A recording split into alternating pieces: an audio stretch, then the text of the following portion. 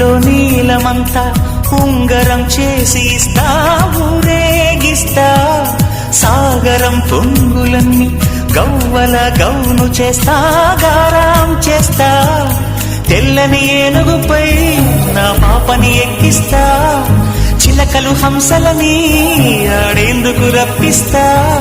హరివిల్లే